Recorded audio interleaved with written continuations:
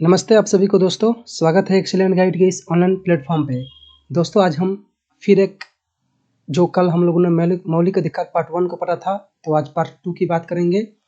मौलिक अधिकार आपके एग्जाम के लिए बहुत ही महत्वपूर्ण टॉपिक है। तो कल हम लोगों ने महत्वपूर्ण जो टॉपिक है अपना मौलिक अधिकार, उसका पहला जो टॉपिक है उसको क्लियर किया है। आज दूसरे पार्ट को पढ़ेंगे। यदि आप चैनल पर नए हैं तो चैनल को सब्सक्राइब कर लीजिए, साथ ही बेल आइकन को भी दबा दीजिए। आज की क्लास को शुरू करते हैं। आप सभी लोग जुड़ जाइए दोस्तों। तो पहला क्वेश्चन स्क्रीन पर आ चुका है। समानता का अधिकार कहां से कहां तक है? ऑप्शन ए अनुच्छेद 14 से 18 तक, ऑप्शन बी अनुच्छेद 12 से 16 तक, ऑप्शन सी अनुच्छेद 14 से 19 तक, ऑप्शन डी अनुच्छेद 20 से 23 तक। तो बताइए कौन सा हो जाएगा सही उत्तर। समानता का अधिकार कहां से कहां तक है, कौन सा होगा सही उत्तर? तो दोस्तों यहाँ पे राइट आंसर आपका ऑप्शन ए होगा 14 से 18 तक, क्योंकि हम लोगों ने 12 और 13 को कल पढ़ लिया था। हालांकि मौलिक अधिकारों का उल्लेख 12 से 35 तक है। कहाँ से कहाँ तक? 12 से 35 तक, लेकिन 12 और 13 हम लोगों ने पढ़ लिया है। और यहाँ पे आपका 14 से जो 18 है, 14 से 18 ये आपका समानता का अधिकार है। अगले प्रश्न को देखते हैं। प्रश्न संख्या 2 हमारे सामने है। विधि के समक्ष समानता का उल्लेख किस अनुच्छेद में है? ऑप्शन ए अनुच्छेद 13(1), ऑप्शन बी अनुच्छेद 14(1), ऑप्शन सी अनुच्छेद 15(1), ऑप्शन डी है अनुच्छेद 16(1). तो बताइए कौन सा हो जाएगा सही उत्तर। विधि के समक्ष समानता का उल्लेख किस अनुच्छेद में है? तो यहाँ पे ध्यान दीजिएगा, आपका सही उत्तर ऑप्शन ए होगा अनुच्छेद 14(1). ठीक है दोस्तों, अनुच्छेद 14(1) में आपका विधि के समक्ष समानता है। प्रश्न संख्या 3 हमारे स्क्रीन पे है। विधि के समान संरक्षण का उल्लेख संविधान के किस अनुच्छेद में है? ऑप्शन ए अनुच्छेद 13(4), ऑप्शन बी अनुच्छेद 13(3), ऑप्शन सी अनुच्छेद 14(2), ऑप्शन डी अनुच्छेद 15(1). तो बताइए कौन सा हो जाएगा सही उत्तर। विधि के समान संरक्षण का उल्लेख संविधान के किस अनुच्छेद में है? दोस्तों इसके ऊपर वाले प्रश्न में हम लोग देखा कि विधि के समक्ष समानता पूछा था, लेकिन यहाँ पे विधि के समान संरक्षण के विषय में है। तो यहाँ पे आपका सही उत्तर ऑप्शन सी होगा 14(2). 14(1) और 2 हम लोगों को पढ़ना पड़ता है। 14(1) और 2। 14(1) में विधि के समक्ष समानता क्या है? विधि के समक्ष समानता, और यहाँ पे विधि के समक्ष संरक्षण है 14(2) में। ठीक है दोस्तों, उम्मीद करता हूँ कि ये क्लियर हो गया होगा। चलिए फिर अगले प्रश्न को देखते हैं। प्रश्न संख्या 4 है। विधि के समान संरक्षण की अवधारणा किस देश से ग्रहण की गई है? Option A America, option B Britain, option C Germany, option D Ireland. तो बताइए कौन सा हो जाएगा सही उत्तर। विधि के समान संरक्षण की अवधारणा किस देश से ग्रहण की गई है? दोस्तों विधि के समक्ष जो समानता है वो तो ब्रिटेन से ली गई है, लेकिन ये जो विधि के समक्ष संरक्षण है, इस बात को आप नोट कर लीजिएगा, यह अमेरिका से ली गई है। कहाँ से ली गई है दोस्तों? United state of America, America से यह ली गई है। अगले प्रश्न को देखते हैं। प्रश्न संख्या 5 है कि किस अनुच्छेद के अंतर्गत राज्य किसी भी व्यक्ति के साथ धर्म, जाति, मूलवंश, लिंग व जन्म स्थान के आधार पर भेदभाव नहीं करेगी? ऑप्शन ए अनुच्छेद 15(4), ऑप्शन बी अनुच्छेद 15(3), ऑप्शन सी अनुच्छेद 15(2) और ऑप्शन डी है 15(1). तो बताइए कौन सा हो जाएगा सही उत्तर। किस अनुच्छेद के अंतर्गत राज्य किसी भी व्यक्ति के साथ धर्म, जाति, मूलवंश, लिंग व जन्मस्थान के आधार पर भेदभाव नहीं करेगी? तो यहाँ पे आपका सही उत्तर ऑप्शन डी होगा अनुच्छेद 15(1). समझ गए दोस्तों। अगले प्रश्न को देखते हैं। प्रश्न संख्या 6 यहाँ पे है। किस अनुच्छेद के अंतर्गत राज्य महिलाओं और बच्चों के लिए विशेष प्रावधान कर सकता है? तो बताइए कौन सा हो जाएगा सही उत्तर। किस अनुच्छेद के अंतर्गत राज्य महिलाओं और बच्चों के लिए विशेष प्रावधान कर सकता है? बताइए दोस्तों कौन हो जाएगा सही उत्तर। तो यहाँ पे ध्यान दीजिएगा, आपका ऑप्शन ए होगा 15(3). अनुच्छेद जो 15(3) है ये यहाँ पे राइट हो जाएगा। अनुच्छेद 15 जो 2 है दोस्तों, इसको भी आप याद रखिएगा कि क्योंकि 15(1) में तो आप लोगों ने पढ़ लिया राज्य किसी भी व्यक्ति के साथ धर्म, जाति, लिंग, जन्म स्थान इसके आधार पर भेदभाव नहीं करेगा। 15(2) में है कि राज्य में स्थित जितने भी सार्वजनिक संस्थाएं हैं वो सभी के लिए समान रूप से उपयोगी है, चाहे वो तालाब हो या फिर कोई जो भी हो, तालाब इत्यादि और कुछ भी होता है, कल वगैरह जो आप सुने होंगे, चापाकल जो सरकार के द्वारा लगाई जाती है। तो ऐसे जो सार्वजनिक संस्थाएं हैं, सार्वजनिक चीजें हैं, वो सभी के लिए समान रूप से उपयोगी होती है। ठीक है दोस्तों, 15(3) में आप लोगों ने ये भी पढ़ लिया कि राज्य महिला और बच्चों के लिए विशेष प्रावधान कर सकता है। ठीक है, अगले देखिए नोट में कुछ बातें ली गई है, महत्वपूर्ण बातें, उसको भी आप ध्यान रखिएगा। अनुच्छेद 15(4), 15(3) तक तो हम लोगों ने प्रश्न के रूप में पढ़ा, इसके आगे पढ़िए। 15(4) के अंतर्गत राज्य जो है ना SC, ST व पिछड़े वर्ग को शिक्षण संस्थाओं में आरक्षण देगा। ठीक है, ये बात कही गई है अनुच्छेद 15(4) में। इस अनुच्छेद को पहले संशोधन 1951 के द्वारा जोड़ा गया। दोस्तों, इस अनुच्छेद को यानी 15(4) को पहले ही संविधान संशोधन 1951 के द्वारा जोड़ा गया। ठीक है, 1951 के द्वारा जोड़ा गया। ठीक है दोस्तों, नोट में दूसरी है कि अनुच्छेद 15(5) के अंतर्गत राज्य SC, ST व OBC को उच्च व तकनीकी शिक्षण संस्थाओं में आरक्षण देगा। इस संशोधन को 93वें संशोधन 2005 के द्वारा जोड़ा गया। यह जो दोस्तों अनुच्छेद है, यहाँ पे अनुच्छेद कर लिया जाएगा। यह जो अनुच्छेद है इसको 93वें संशोधन 2005 के द्वारा जोड़ा गया था। ठीक है ना दोस्तों, तो अनुच्छेद 15(4), 15(5) को देख लिए। 15 अब यहाँ पे देखिए अनुच्छेद 15(4) और 15(5) के लिए जो आरक्षण का आधार रखा गया है वो सामाजिक और शैक्षिक पिछड़ापन माना गया है। इस बात को आप क्लियर कर लीजिएगा। यहाँ पे दिया गया है अनुच्छेद 15(6), 15(6) के अंतर्गत EWS जो कि इकोनॉमिकल वीक जो आपका सेक्शन है, वो इसको आर्थिक पिछड़ापन के आधार पर शिक्षण संस्थान में आरक्षण दिया जाएगा। इस अनुच्छेद को 103वें संशोधन 2019 के द्वारा जोड़ा गया। ठीक है दोस्तों, इस प्रकार से हम लोग अनुच्छेद 15 के जितने भी खंड है, जैसे 15(1) से लेकर 15(6) तक सभी को हम लोग अच्छे से पढ़ लिए। इसका PDF आपको टेलीग्राम पे मिल जाएगी। साथ ही यदि आप चैनल पे नए हैं तो चैनल को सब्सक्राइब भी कर लीजिएगा।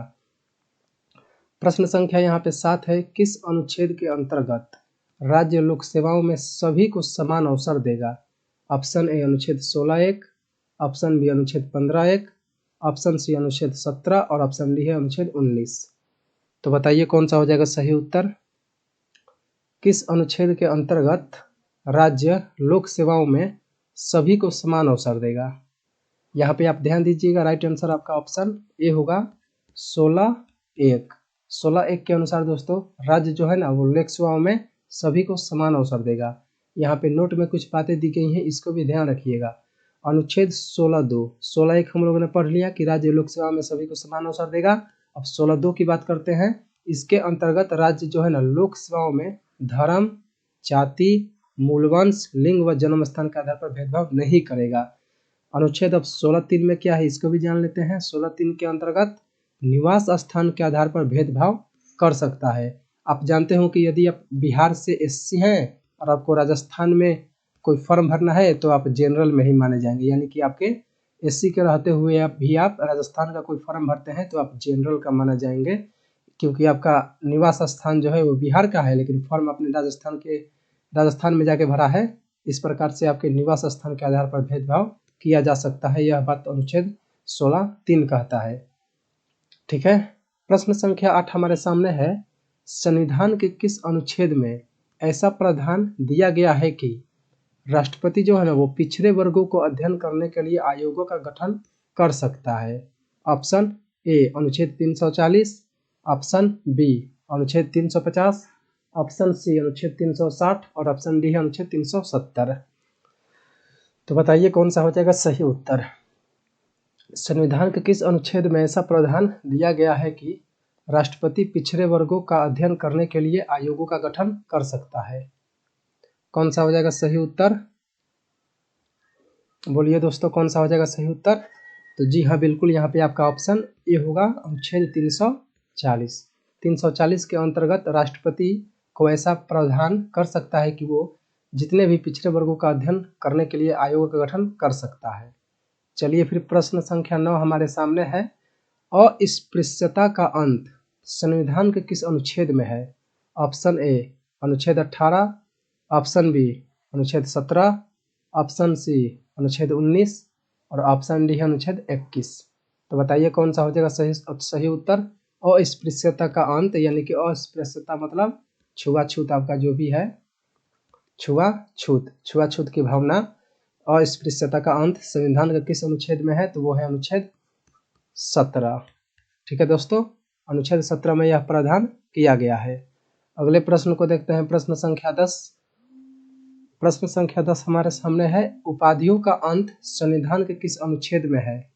ऑप्शन ए अनुच्छेद 21, ऑप्शन बी अनुच्छेद 20, ऑप्शन सी अनुच्छेद 18, ऑप्शन डी अनुच्छेद 17। तो बताइए कौन सा हो जाएगा सही उत्तर? उपाधियों का अंत संविधान के किस अनुच्छेद में है? तो दोस्तों ध्यान दीजिएगा, यहाँ पे आपका सही उत्तर ऑप्शन सी होगा, अनुच्छेद 18। अनुच्छेद 18 में उपाधियों का अंत कर दिया गया है। आप याद रखिएगा, एक तो शिक्षा और दूसरा सेना, बस इसी में आपको उपाधि दी जाएगी, बाकी उपाधि को खत्म कर दिया गया है। प्रश्न संख्या 11 है, विचार व अभिव्यक्ति की स्वतंत्रता संविधान के किस अनुच्छेद में है? ऑप्शन ए अनुच्छेद 19(1)(a), ऑप्शन बी अनुच्छेद 19(2)(b), ऑप्शन सी अनुच्छेद 19(1)(c), ऑप्शन डी इनमें से कोई नहीं। तो बताइए कौन सा हो जाएगा सही उत्तर? विचार व अभिव्यक्ति की स्वतंत्रता संविधान के किस अनुच्छेद में है? कौन सा हो जाएगा सही उत्तर दोस्तों? बताइए। हाँ, तो ध्यान दीजिएगा, आपका सही उत्तर ऑप्शन ए होगा, अनुच्छेद 19(1)(a।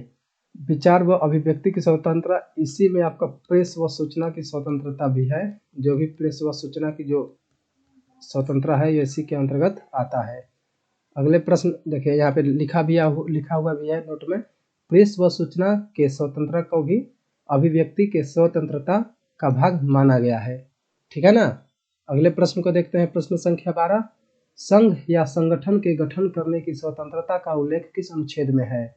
ऑप्शन ए अनुच्छेद 18, ऑप्शन बी अनुच्छेद 1(b), ऑप्शन सी अनुच्छेद 19(1)(c) और ऑप्शन डी है इनमें से कोई नहीं।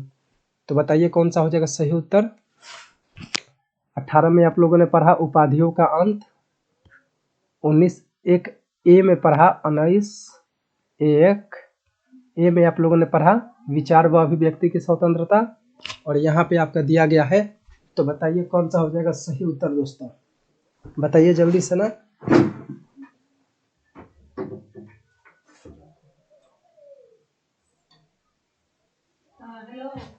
हाँ बिल्कुल बताइए। तो देखिए यहाँ पे आपका सही उत्तर ऑप्शन सी होगा। कौन सा हो जाएगा दोस्तों? Option C. ऑप्शन सी यहाँ पे आपका बिल्कुल करेक्ट हो जाएगा। ठीक है ना। यदि 19(1)(b) की बात की जाए तो इसमें आपको ये स्वतंत्रता दी गई है कि आप बिना हथियार के व शांतिपूर्वक सभा का आयोजन कर सकते हैं। 19(1)(b) में ऐसा दिया गया है। और जो आप देख सकते हैं कि यहाँ पे तो बोला गया कि जो आप सभा का आयोजन करेंगे वो बिना हथियार व शांतिपूर्ण करेंगे, लेकिन इसी में आपको दिया गया है कि जो सिख धर्म के लोग हैं वो केवल क्या कटार धारण करते ही हैं। उनका जो अपना धार्मिक रूप से अनुसरण करते हैं, तो वो कटार धारण करके सभा का आयोजन कर सकते हैं। ये सिखों के लिए विशेष प्रावधान है। ठीक है। प्रश्न संख्या 13 हमारे सामने है, भारत भ्रमण करने की स्वतंत्रता का उल्लेख किस अनुच्छेद में है? ऑप्शन ए अनुच्छेद 20(1), ऑप्शन बी अनुच्छेद 19(1)(d), ऑप्शन सी अनुच्छेद 18(2), ऑप्शन डी है अनुच्छेद 19(1)(f). तो बताइए कौन सा हो जाएगा सही उत्तर? भारत भ्रमण करने की स्वतंत्रता का जो उल्लेख है वो किस अनुच्छेद में है? हाँ दोस्तों बिल्कुल बताइए। यहाँ पे सही उत्तर आपका 19(1)(d), ऑप्शन बी यहाँ पे बिल्कुल करेक्ट है। ठीक है दोस्तों, नोट में आपके से एक बात लिखी गई है कि सैनिक क्षेत्र तथा जहां धारा 144 लागू हो वहां भ्रमण नहीं कर सकते हैं। ठीक है। आप भारत में कहीं भी भ्रमण कर सकते हैं। आपको अनुच्छेद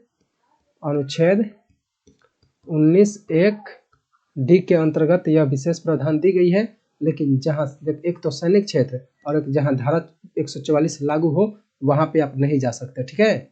अगले प्रश्न को देखते हैं, प्रश्न संख्या 14। अपराधों के संबंध में दोष सिद्धि में संरक्षण का उल्लेख किस अनुच्छेद में है? ऑप्शन ए अनुच्छेद 20, ऑप्शन बी अनुच्छेद 21, ऑप्शन सी अनुच्छेद 22, ऑप्शन डी अनुच्छेद 23। तो बताइए कौन सा हो जाएगा सही उत्तर। अपराधों के संबंध में दोष सिद्धि में संरक्षण का उल्लेख किस अनुच्छेद में है? ठीक है ना, तो यहाँ पे आपका सही उत्तर ऑप्शन बी होगा, अनुच्छेद 20। ठीक है, अगले प्रश्न को देखें। यहाँ पे नोट में कुछ बातें दी गई है। अनुच्छेद 20 के अनुसार व्यक्ति ने जिस समय व परिस्थिति में अपराध किया है उसी समय व परिस्थिति के कानून के तहत उसे दंडित किया जाएगा। नोट में दूसरा बात है, अनुच्छेद 20(2) के अनुसार एक अपराध के लिए एक ही दंड प्रावधान किया गया है। और अनुच्छेद 20(3) के तहत आपसे ये कहा गया है कि जो अनुच्छेद 20(3) है उसमें कहा गया है कि व्यक्ति को स्वयं के खिलाफ गवाही देने के लिए बाध्य नहीं किया जा सकता है, यानी कि व्यक्ति स्वयं के खिलाफ गवाही नहीं दे सकता है। ठीक है दोस्तों, तो आज हम लोगों ने 14 से 20 तक अनुच्छेद पढ़ा है हम लोगों ने। ठीक है, 20 के बाद 21 से आपका 35 तक अभी बाकी है मौलिक अधिकार में। इसको भी हम लोग बहुत अच्छे से पढ़ेंगे। उम्मीद करता हूँ ये सभी आपको अच्छे से समझ में आया होगा। यदि आप इसका PDF लेना चाहते हैं तो आप टेलीग्राम पर आ सकते हैं। ठीक है दोस्तों, टेलीग्राम पे आप नए हैं चैनल पे तो चैनल को सब्सक्राइब कर लीजिए, साथ ही बेल आइकन को भी दबा दीजिए। मिलते हैं अगले टॉपिक में, तब तक के लिए आप सभी को धन्यवाद।